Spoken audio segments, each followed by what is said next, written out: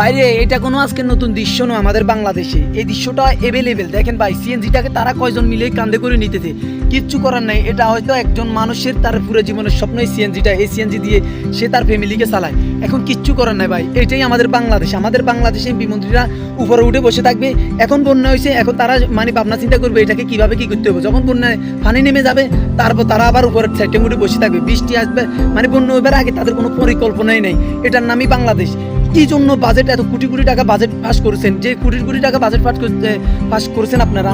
আমাদের বাংলাদেশে প্রতিটা মানুষের 18-19 কোটি মানুষেরকে ভালো একটা অ্যামাউন্ট প্রতিটা মানুষের অ্যাকাউন্টে দিবার পরেও ওই বাজেট কমতি হবে না, এত বাজেট পাস করেছে। কিন্তু দেখেন এই বাজেটের কত টাকা আপনার এলাকা যাচ্ছে, অবশ্যই আপনারা কমেন্টে মতামতটা জানিয়ে যাবেন। আর দেখেন এদের এত দুর্গতি কেন ভাই? যে বাংলাদেশের মানুষ, হয়তো আপনি জানেন না, আমি জানি না, আমার নামে হয়তো সুইস ব্যাংকে অ্যাকাউন্ট করে আমাদের বাংলাদেশের লোকে টাকা তুলতেছে, এই আমাদের বাংলাদেশের টাকা। তাহলে কেন আপনি ওইটা করেন এটা করেন? আপনি এগুলো আগে দেখবেন না? এই এত 15-20 বছর পরে এগুলো তো হইতেছে চিটাং শহরে, চট্টগ্রামে। তাহলে আসলে আমি কথা ভালো বলছি না খারাপ বলছি, অবশ্যই আপনার কমেন্টের মতামতটা জানিয়ে যাবেন ভাই। ভালো কিছু হলে ভালো বলবো, খারাপ কিছু হলে মানে মাথা সেট ঠিক থাকে না। কেন আমাদের বাংলাদেশে এত কোটি কোটি টাকা বাজেট পাস করে কিন্তু কোনো উন্নতি নেই?